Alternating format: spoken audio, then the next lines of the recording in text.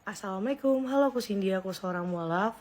Mungkin balik lagi cerita sebelum dan sesudah aku mualaf. Hari ini aku mau pengalaman aku juga. Jadi dari aku mualaf, aku tuh susah banget cari waktu untuk produktif dan eh, apa ya, ibaratnya ya waktu-waktu produktif lah.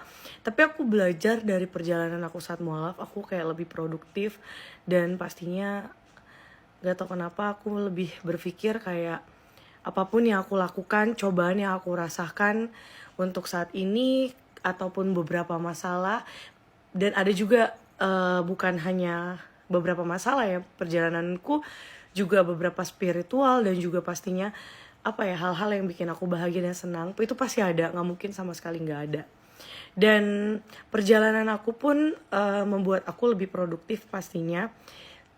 Pada saat aku mualaf kayak pagi-pagi tuh aku cuman kayak mengatur waktu untuk misalkan gak cuma sholat subuh atau misalkan aku kayak sholat duha. Aku belajar waktu awal-awal itu aku kan berpikir aku kan kurang paham ya, dulu tuh aku pikir sholat itu dalam Islam itu 5 waktu karena kan pada saat itu aku masih Buddha. Dan sekarang aku belajar ternyata sholat itu ada juga kayak misalkan sholat duha atau misalkan aku kalau ada beberapa macam lah. Salah satunya kenapa aku bilang produktif di pagi hari, aku susah banget untuk kayak produktif di pagi hari karena pasti gampang banget mudah kayak tidur lagi atau ngantuk. Tapi gak tau kenapa saat aku mualaf dan aku memutuskan untuk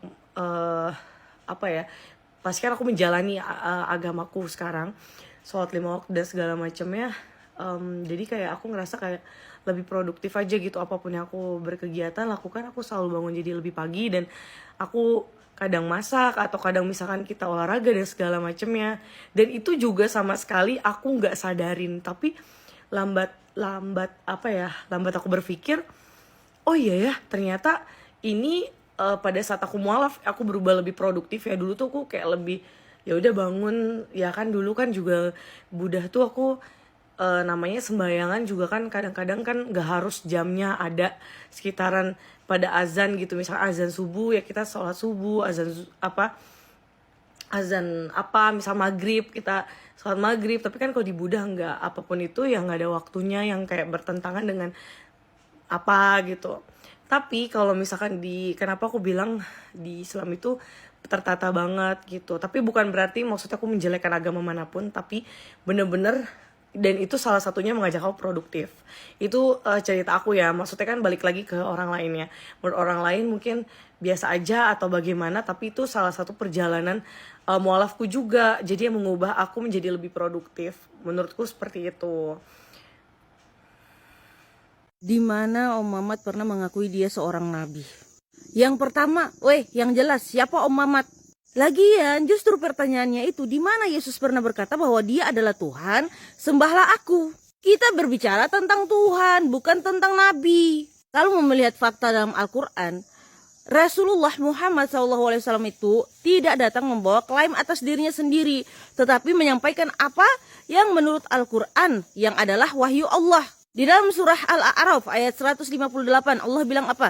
Katakanlah Muhammad, wahai manusia, sesungguhnya aku adalah utusan Allah kepadamu semua. Di dalam surah Al-Ahzab ayat 40, Muhammad itu adalah Rasul Allah, penutup para nabi.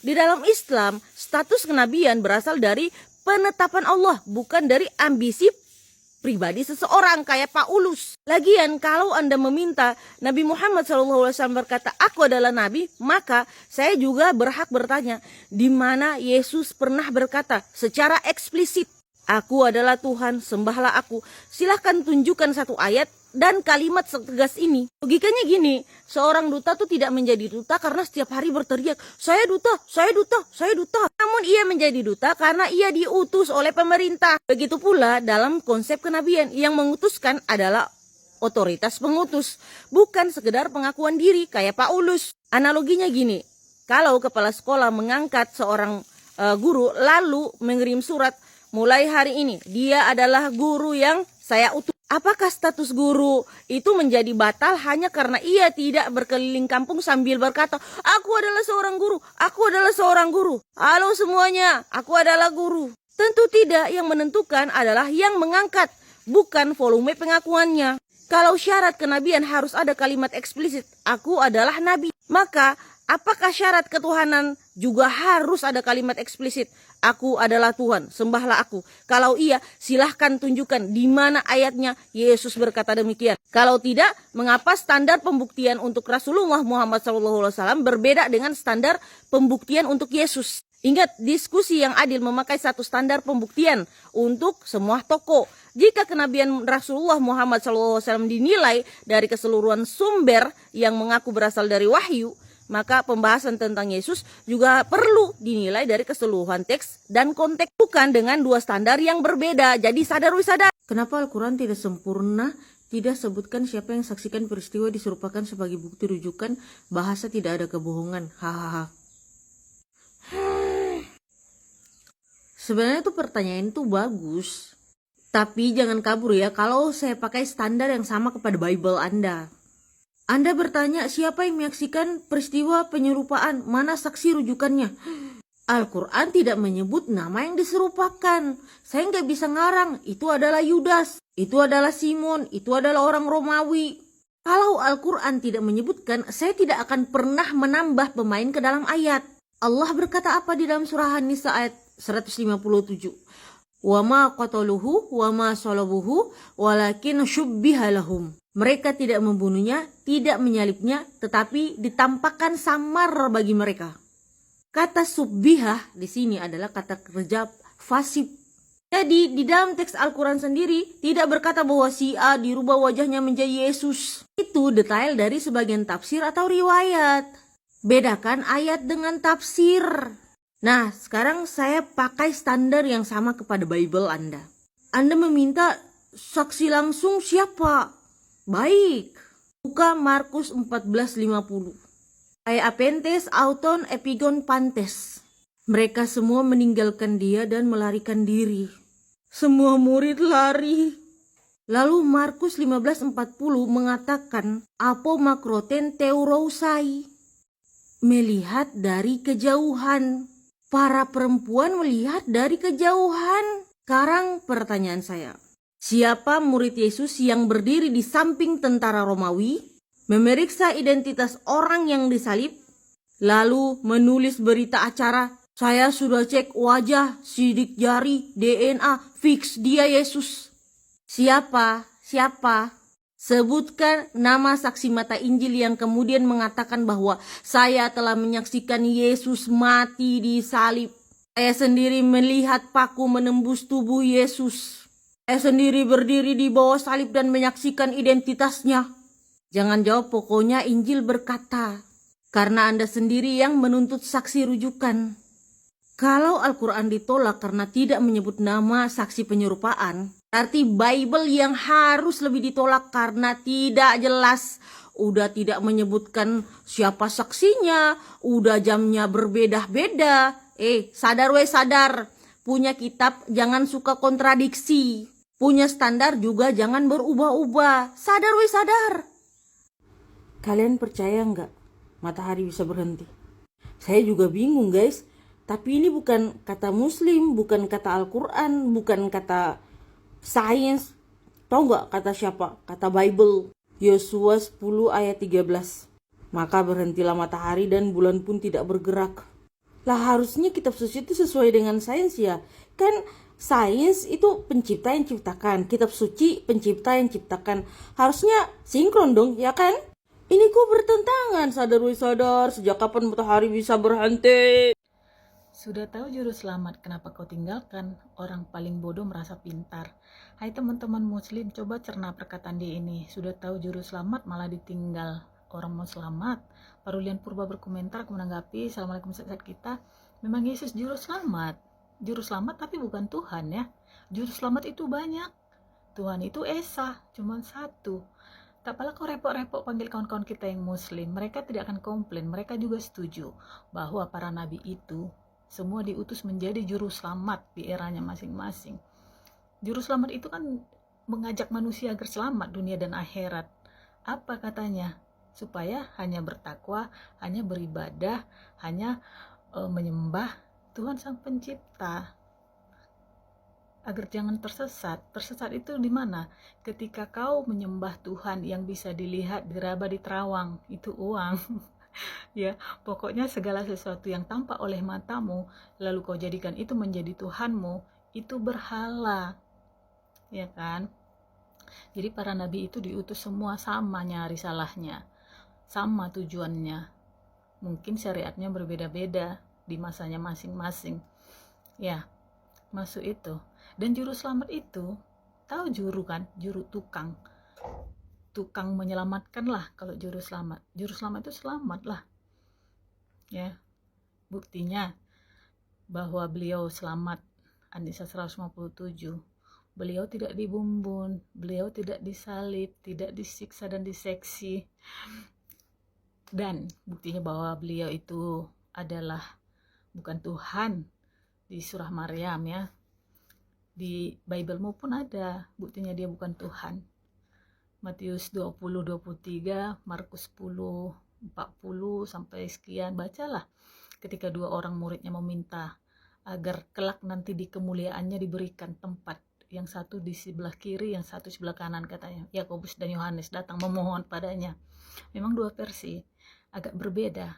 Di Matius dibilang mamanya, mama orang ini dua, kan ini saudara kan, ya Yakobus dan Yohanes ini, mamanya mereka ini yang datang untuk memohon kepada Yesus agar diberikan tempat kepada anaknya. Tapi di Markus mereka berdua yang datang. Aku nggak tahu yang mana yang betul, tapi intinya jawabannya apa katanya? Perihal memberikan tempat di sebelah kiri ataupun kananku, aku tidak berhak, katanya. Apa nggak fatal kali kalau Tuhan nggak berhak? Ya, tuh coba pikir-pikir lagi lah cinta. Jadi aku nggak meninggalkan ajaran Yesus, justru semakin mendekat gitu, karena semua ajaran Nabi itu linear, sejalannya. Yang nggak sejalan itu ketika ada ajaran malah menyembah Yesus, itu baru masuk siap-siap di sana. Yang apa yang disempurnakan kitab abad ke-7? Enggak ada, yang justru memutarbalikkan fakta, ketidakakurasi kisah. Yang paling parah, kalau kitab penyempurna, kenapa tidak ada kata Elohim di dalam kitab Tuhan? Emang ten pakailah akalmu. Pertanyaannya sudah bagus, tapi kesimpulannya nyungsep di kamus. Anda berkata, kalau kitabmu penyempurna, kenapa tidak ada satupun kata Tuhan, YHWH, Elohim di dalam kitabmu? Sebentar, YHWH dan Elohim itu bahasa apa? Ibrani, Al-Quran turun dalam bahasa apa? Arab. Lalu Anda mencari kata Ibrani di dalam kitab berbahasa Arab, dan karena tidak ditemukan, Anda menyimpulkan berarti tidak ada kata Tuhan. Saya buka Bible bahasa Indonesia, kata Theos juga nggak kelihatan. Apakah berarti Bible Indonesia tidak punya kata Tuhan? Tidak, karena bahasanya itu berbeda. Lu mau belajar bahasa Semit nggak? Sini gue ajak, baik banget kan gue? Ibrani menggunakan kata Elohim, Arab menggunakan kata ilah, dan Al-Quran menggunakan kata Allah. Bahasa Ibrani dan bahasa Arab itu sama-sama keluarga bahasa Semit. Jadi jangan mencari bentuk kata Ibrani di dalam bahasa Arab, lalu berteriak, tuh kan tidak ada Tuhan. Itu tuh seperti saya membuka Bible Yunani, lalu saya berkata, kok kata God nggak ada ya di sini? God itu bahasa Inggris, Theos bahasa Yunaninya, bahasa OTN bahasa. Jangan kamus dibawa berantem sama teologi. Sekarang soal penyempurna, sini saya luruskan. Klaim Al-Quran itu bukan saya datang untuk menyalin Bible kata per kata. Kalau hanya menyalin, namanya fotokopi, bukan wahyu baru. Allah berkata di dalam surah Al-Maidah ayat 48, Musaddiqal lima baina yadaihi minal kitab wa muhaiminan alaihi. Membenarkan kitab sebelumnya dan menjadi muhaimin atasnya. Jadi dalam kerangka Al-Quran fungsinya bukan sekedar berkata, iya, narasi sebelumnya saya salin. Tidak, Al-Quran itu datang dengan klaim otoritasnya sendiri terhadap wahyu sebelumnya. Sekarang apakah Anda menerima klaim itu? Tidak kan? Jadi jangan ubah. Katanya penyempurna, kok tidak ada kopi kitab sebelumnya? Penyempurna itu bukan mesin fotokopi, jadi sadar. Loh, kalau menurut Al-Quran Adam diampuni, lalu kenapa dibuang ke bumi, Drun? Kan harusnya tinggal di surga karena dosanya sudah diampuni. Ngelantur kau ini tok. Kali udah berkomentar menanggapi. Assalamualaikum, sehat-sehat kita. Doktrin Karisteng itu, ajaran Karisteng yang demikian. Tuhan menciptakan manusia, namun kemudian membuangnya. Kenapa dibuang? Karena bersalah, karena melanggar perintahnya. Ya kan? Acem sikale doa TK menggambar salah dibuang. Dalam Islam tidak demikian ajarannya. Al-Quran jelas menuliskan di Al-Baqarah ayat ke-30 bahwa Allah Subhanahu wa taala menciptakan manusia itu untuk menjadi khalifah di bumi. Memang dari awal direncanakan untuk menjadi pemimpin di bumi manusia itu. Cinta, bukan karena kau salah lalu kau kubuang. Allah Subhanahu wa taala itu pemilik master plan yang sempurna. Yang ngelantur itu kuciptakan lalu kubuang karena bersalah.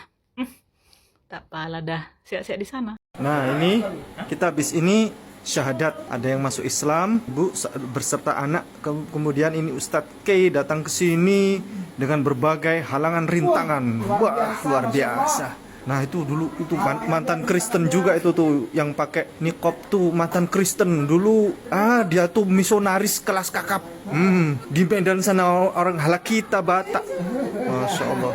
Ini semangka, ini emping. Kalau ini biasanya pasangannya sama soto Betawi. Ini adalah masakan apa ini namanya? Nggak ada di Jawa Timur nih. Itu kulit melinjo. Kulit belinjo dimasak jadi sayur. Wah, ajaib sekali kulit belinjo jadi sayur. Ini bihun. Nah, ini ayam. Spesial. Nah, habis ini syahadat. Nah, ini Bunda Haja Sarpini. Beliau mama saya selama di Jakarta, mama saya ini. Nah, terus kemudian ini tempatnya habis ini syahadat. Nah, terus datang ini mantan pendeta kelas kakap dari Medan Halakita. Yesus Simanjuntak. Yesus masuk Islam, Yesus habis umroh. Yesus itu tidak pernah mengatakan dirinya Tuhan. Ya. Jadi pendeta-pendeta yang mengatakan Yesus Tuhan adalah masih bodoh. Ya, berarti ada kepintaran. Berarti Yesus gak mengatakan Tuhan, mengatakan apa? Maka dia adalah utusan Allah. Utusan Allah. Yohanes 17 ayat 3. Ya. Engkaulah satu-satunya Allah yang benar. Ya. Kata Yesus. Ya. Dan aku adalah yang engkau utus. Ya. Nah, Yohanes 2 pasal 12 ayat 2 ayat terakhir. Ya. 49 Aku tidak mengatakan apa-apa dari diriku kecuali apa yang disampaikan Allah disampaikan. Bayangkan mana ada Tuhan tidak ada mengatakan. Pak Pendeta tidak ada mengatakan apa-apa dari dirinya. Ya, Anda dicari sama pendeta namanya Pendeta Andri Tunggal. Tunggal. Ini kan Allah yang tunggal. Bikinnya juga 3. Mana ada 3? Oh, mana ada 3 Pak Pendeta? Ada logikanya kemana? 3 tapi 1. Kok enggak 10 aja tapi 3. Masya Allah. Macam-macam itu. Udahlah itulah mereka. Habis ini syahadat di sini. Nah, ini makan dulu. Barakallahu fikum. Ini aromanya tajam nih. Wah, seperti di depan Nabawi nih.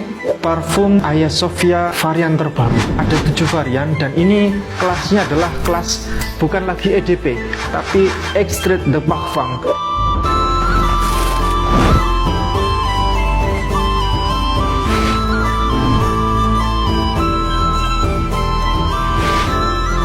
Kenapa saya hobi banget pindah-pindah agama? Kalau teman-teman ngikutin cerita saya dulu Kristen, terus ke Buddha, lalu ke Islam. Sebagian orang akan berpikir bahwa saya nggak konsisten, saya cuma coba-coba dan sebagainya. Itu nggak apa-apa ya, karena setiap orang berhak menilai.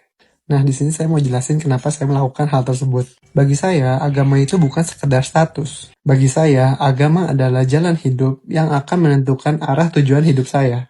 Entah kenapa, saya dari kecil memang suka untuk mempelajari agama lain. Kecuali Islam ya, karena memang dulu keluarga saya kurang suka terhadap Islam.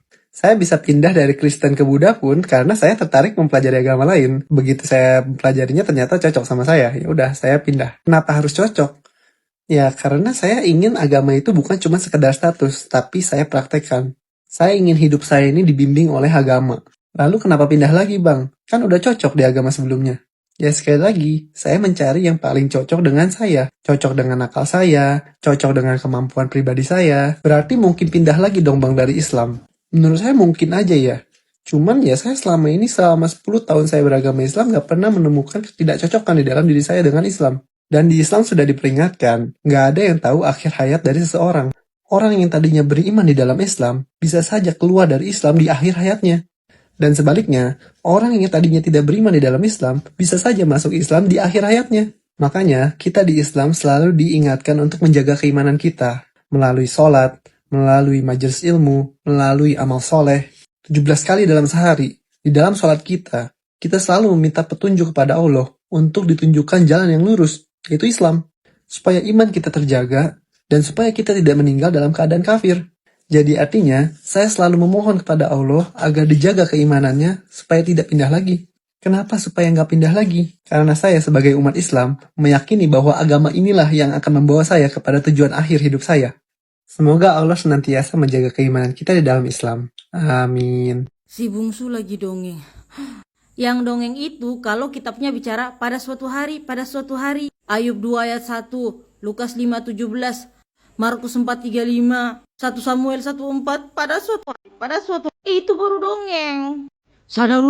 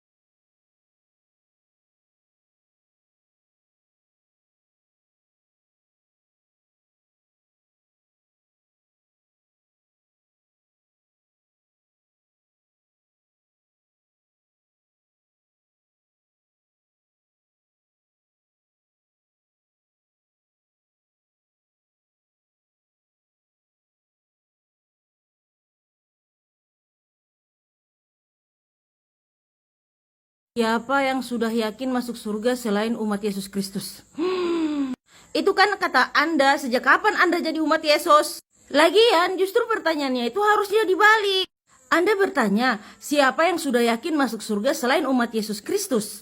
Mari kita bahas dengan satu standar yang sama. Di dalam Islam, seorang muslim berharap berdoa agar masuk surga, tetapi tidak boleh memastikan dirinya sendiri pasti masuk surga hanya karena mengaku beriman. Al-Quran mengajarkan bahwa keputusan akhir berada di tangan Allah. Surah Al-Mulk ayat 2. Dialah yang menciptakan mati dan hidup untuk menguji kamu. Siapa di antara kamu yang paling baik amalnya? Jadi dalam Islam yang menentukan surga atau neraka adalah Allah, bukan klaim manusia. Sekarang kita lihat dalam Bible Anda. Yesus sendiri berkata di dalam Matius 7:21, bukan setiap orang yang berseru kepadaku Tuhan, Tuhan, Tuhan yang akan masuk ke dalam kerajaan surga, melainkan dia yang melakukan kehendak Bapa yang di surga. Artinya, mengaku Yesus sebagai Tuhan saja menurut ayat ini belum otomatis jaminan masuk surga. Bahkan Yesus melanjutkan, Matius 7:22 dan 23. Banyak orang akan berkata kepadaku, bukankah kami bernubuat atas namamu, mengusir setan atas namamu? Lalu aku akan berkata, aku tidak pernah mengenal kamu. Kalau begitu, siapa yang sebenarnya dijamin masuk surga? Kalau menurut Anda semua yang mengaku umat Yesus pasti masuk surga, bagaimana Anda memahami Matius 7:21 sampai 23 ketika Yesus justru mengatakan bahwa banyak orang yang berseru kepadaku tetapi ditolak? Analoginya gini, seseorang berkata, saya murid sekolah ini, apakah otomatis dia bakalan lulus? Tentu tidak. Yang menentukan kelulusan adalah apakah ia memenuhi syarat yang ditetapkan sekolah. Begitu pula dalam ajaran agama, klaim identitas saja tidak otomatis menjadi jaminan akhir. Jadi sadar. Dongeng lagi. Yang dongeng itu yang kitabnya berbicara pada suatu hari. Mau tak tunjukkan lagi ayatnya? Ini, tak tunjukkan ya.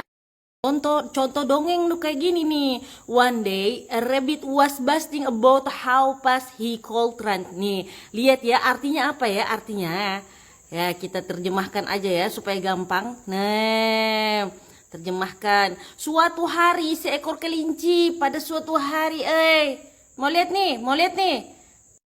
Tapi siapa yang suatu hari? Pada suatu hari masuklah Yusuf. Pada suatu hari datanglah seorang laki-laki. Pada suatu hari Eli yang matanya mulai kabur. Pada suatu hari Yonatan bin Saul. Pada suatu hari, waduh banyak banget. Kok banyak banget kisah dongeng di dalam ini ya. Banyak banget ya dongeng tuh kayak gini, dongeng berjamaah weh. Ini dongeng berjamaah weh. Banyak banget. Banyak banget kisah ini kitab apa namanya? Ini firman Tuhan apa cerita dongeng? Sadar. Mau nanya kak, apa kakak tahu riwayat Yesus saat remaja? Aji bertanya, aku menjawab, Assalamualaikum saat kita. Alhamdulillah tahu ya. Jadi riwayat Yesus saat remaja, saat teenager itu sangat sedikit dikisahkan di dalam Bible itu. Cuman satu, dan itu kisah terakhir hingga next akan datang lagi setelah usia 30 awal pelayanannya. Itu diriwayatkan atau dituliskan oleh Lukas yang memang tidak pernah bersinggungan dengan Yesus. Lukas itu sahabatnya Paulus, sekedar info ya kan, for your information gitu. Jadi apa kisah atau riwayat Yesus di usia 12 tahun dia ikut sama mama bapaknya ke Yerusalem merayakan Paskah. Itu dia. Setelah perayaan Paskah selesai, pulanglah kan ke rumah masing-masing. Udah jauh perjalanan baru tersadar ayah ibunya, kok Yesus nggak ada ya gitu. Kalau kita orang tua terpisah dengan anak kita, kira-kira kayak mana kita cariannya? Kalau aku tuh Sulaiman, Daddy, nah, kan panggil bilang sama bapaknya, mana Sulaiman, masih gitu ya, carian hepor awak ya. Balik lagi lah orang tuanya ke Yerusalem, rupanya ya masih di bait suci itu. Beliau sedang berbincang-bincang dengan para ulama ataupun imam-imam bait suci. Beliau memang gemar belajar Taurat beliau. Belajar Taurat dengan sangat baik, belajar keras dan bekerja keras. Supaya apa? Supaya pintar, supaya bisa jadi Tuhan. Guys ya. Oke, just kidding. Thank you. Mana lebih dulu, abad 1 atau abad 7 kawan-kawan? Kejang-kejang si TG menyaksikan ayat Bible-nya yang mengatakan pada suatu hari. Baik, kita bahas. Betul ITG, anak SD juga tahu abad ke-1 itu lebih dulu daripada abad ke-7. Cuman saya balik bertanya kepada Anda, mana yang lebih dulu? Musa atau Yesus? Kalau kau jawab Musa, apakah karena lebih dulu otomatis Yesus salah gitu? Kalau logikanya yang lebih dulu itu sudah pasti lebih benar, maka berarti kekristenan juga salah. Karena kekristenan itu mengikuti Yudaisme, dan Yudaisme yang lebih duluan daripada Kristen. Lagian kalau mau ditarik lagi, Adam lebih dahulu daripada Nuh, Nuh lebih dahulu daripada Ibrahim, Ibrahim lebih dahulu daripada Musa, Musa lebih dahulu daripada Yesus, dan Yesus lebih dahulu daripada Rasulullah Muhammad SAW. Namun apakah berarti Nabi setelahnya itu otomatis salah? Tentu tidak. ITG ingat, kebenaran itu tidak ditentukan oleh siapa yang lahir lebih dahulu, tetapi oleh apakah ajarannya berasal dari Allah ataukah tidak. Sekarang saya bertanya, kalau lebih dulu adalah bukti kebenaran, mengapa Anda ini mengikuti Yesus bukan Musa? Musa lebih dulu loh daripada Yesus. Jadi TG, umur suatu ajaran bukan bukti bahwa ajaran itu benar. Yang perlu dibahas adalah bukti, teks, dan sejarah, bukan sekedar urutan waktu. Jadi sadar sadar. Doanya ditambahi, Dek, perbanyaklah istri suamiku, banyak istri banyak rezeki. Kan banyak yang doain. Melati berkomentar, aku menanggapi, Assalamualaikum sahabat kita. Agak lain memang petunjuk muka. Itulah kalau udah lari amper ya kan. Pahamnya aku, para haters ini, para pembenci mualaf ini udah menggunakan pola yang samanya untuk komentar-komentarnya. Hujatan lah, cercaan lah, cacian lah.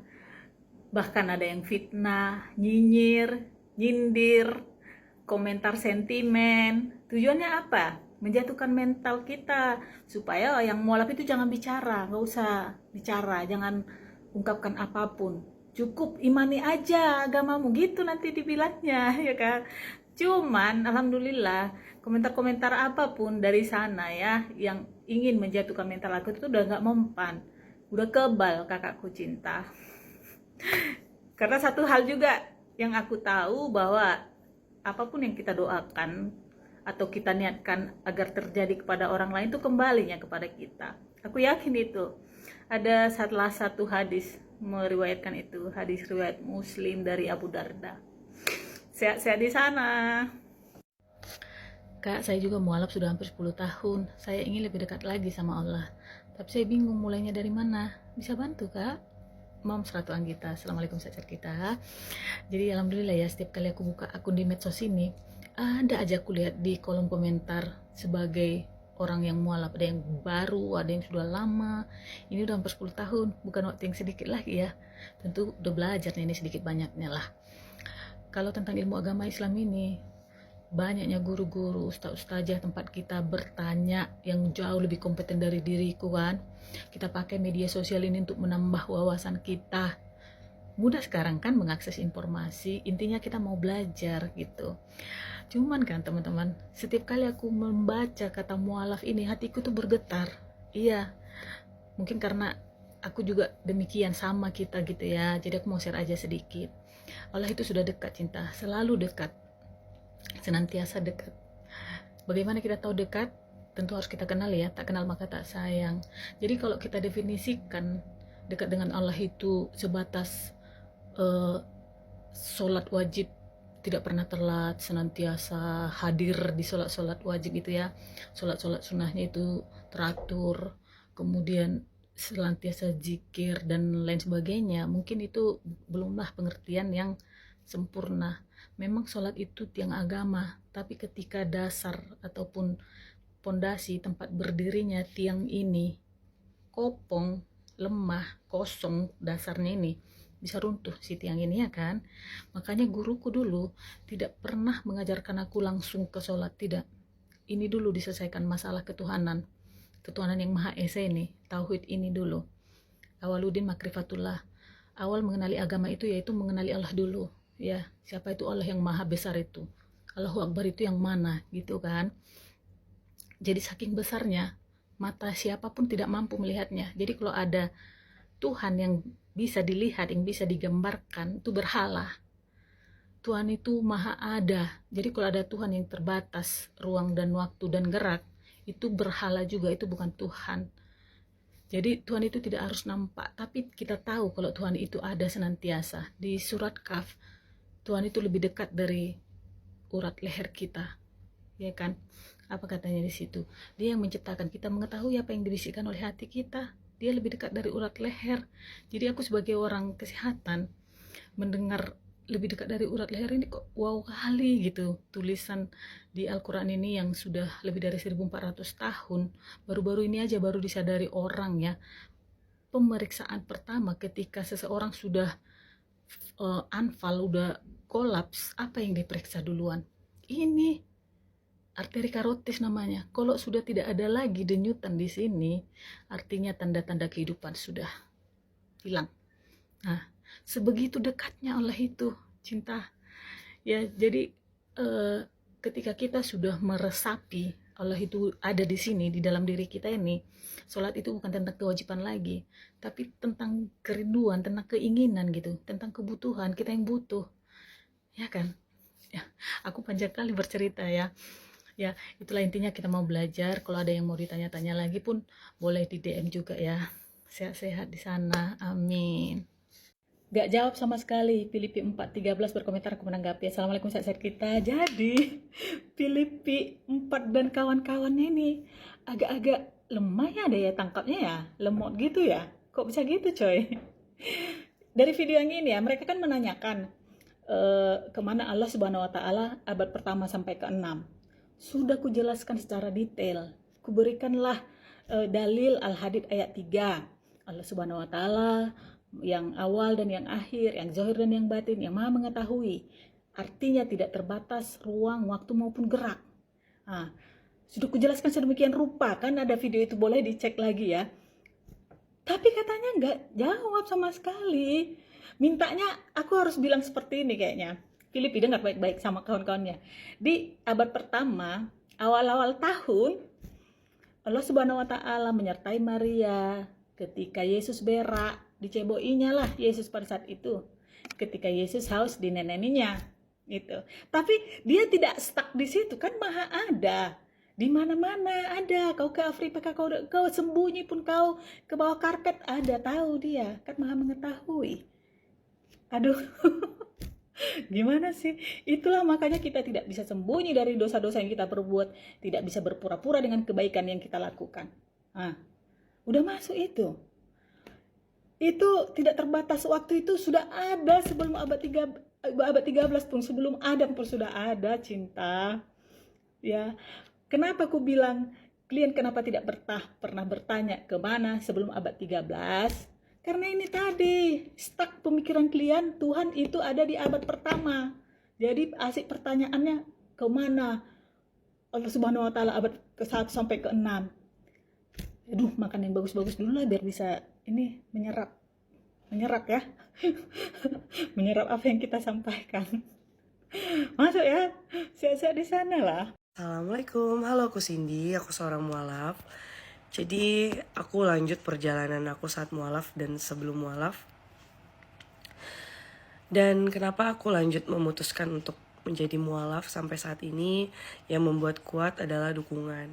Walaupun banyak orang yang nanya sama aku, adakah beberapa cobaan yang aku udah cerita juga, aku sempat kehilangan, sempat banyak hal yang aku jalani, dan sekarang ternyata hal itu ada lagi gitu loh, datang lagi. Tapi alhamdulillahnya yang aku kuat itu adalah dukungan dan juga pastinya nggak sendirian. Tapi kali ini masalahnya sebenarnya agak sedih banget, bukan agak lagi ya. Kayaknya karena menyangkut orang tua, jadi kayak sedih banget aku mau cerita. Tapi mungkin next video ketika aku udah berani menceritakan ini atau seperti apa gitu kan. Aku soalnya kalau cerita sekarang itu aku rada sedih juga karena gimana ya, orang tuaku tuh dua-duanya lagi sakit, yang jelas tuh seperti itu. Dan mamaku juga habis melakukan operasi dan papaku melakukan operasi. Tapi yang aku kaget kan ada sesuatu hal yang bikin aku kaget. Ya walaupun kagetnya itu mungkin bagian hal-hal yang kayak menurutku kok bisa ya, gitu loh yang aku pikirkan. Dan jika kamu mungkin lagi di tahap yang ada cobaan dan masalah yang kamu alami, dan kamu menyalahkan kenapa ya setiap kita berdoa, kita ibadah, tapi Allah malah mengasihi kita cobaan. Percaya apa enggak, dulu aku mikir kayak aku gak bisa ngelewatin masalah ini karena kehilangan dan satu hal lagi, banyak hal lain lah. Tapi berjalannya waktu tuh aku selalu ngejalanin. Aku tuh dari dulu tipe orang yang kayak aku gak mau ini tapi aku jalanin gitu. Misalkan aku gak mau kalau di kerjaan misalkan, ataupun di kerjaan misalkan, aku gak mau ngelakuin itu gitu loh. Aku malu kalau misalkan nanti aku ngomong ke banyak orang salah misalkan, tapi aku lakuin itu tapi ternyata alhamdulillahnya lancar. Tapi yaudah, makanya aku ngejalanin rasa ini yang nggak enak itu pasti ya udah aku jalanin aja gitu loh. Mungkin kalian di fase yang sama. Menurutku ibadah itu bukan berarti Tuhan nggak Allah atau Tuhan tuh nggak kasih hal-hal yang mungkin kamu nggak bisa dapetin gitu. Atau misalkan cobaan ini kenapa berlarut gitu, padahal kamu udah ibadah dan segala macam. Percaya sama aku, apapun itu mungkin sekarang kita jalanin aja selama kita masih diberi kayak nafas dan kehidupan. Karena capek juga ternyata ketika kita ngerasa kita nggak kuat, coba dibalik diri lagi, kamu pernah ada di tahap juga sama cobaan. Walaupun mungkin misalkan hari ini cobaan kamu lebih berat, tapi percaya sama aku, kamu pernah ngejalanin apapun itu masalahnya, pasti bakal bisa clear atau apa ya, bisa lebih tenang sedikit untuk nyelesainnya. Dibayar berapa Mbak? Burawan Lapas berkomentar, aku menanggapi, Assalamualaikum sehat-sehat kita. Dibayar untuk menjadi Islam maksudnya? Jadi sepanjang aku 11 tahun ya di dalam Islam, belum pernah ada kulihat mengajak umat itu agar login ke dalam agama Islam dengan cara bayar-membayar atau kasih-kasih hadiah, contohnya sembako gitu ya. Tapi di luar sana banyak itu, bahkan dari door to door, ketuk-ketuk pintu, kasih amplop itu terjadi, kulihat itu dan nyata. Yang terjadi saat ini bahkan fenomenal ya, justru tidak ada lagi yang repot-repot islamisasi, enggak. Orang-orang sudah pada mencari sendiri kebenaran dan login dari hati mereka sendiri tanpa ada siar-siar yang khusus seperti misionaris. Iya loh, itu nyata. Kalau aku sendiri ya bayarannya sangat mahal lah, luar biasa. Bahagia dunia dan akhirat, insya Allah ya. Terima kasih, sehat-sehat di sana. Pintar si botol ini memicu interaksi biar rame. Brownies, kenapa kau cinta? Assalamualaikum sehat-sehat kita, ada yang meradang. Kau jelas lah, udah pintar tapi si botol. Pinbo, pintar-pintar bodoh.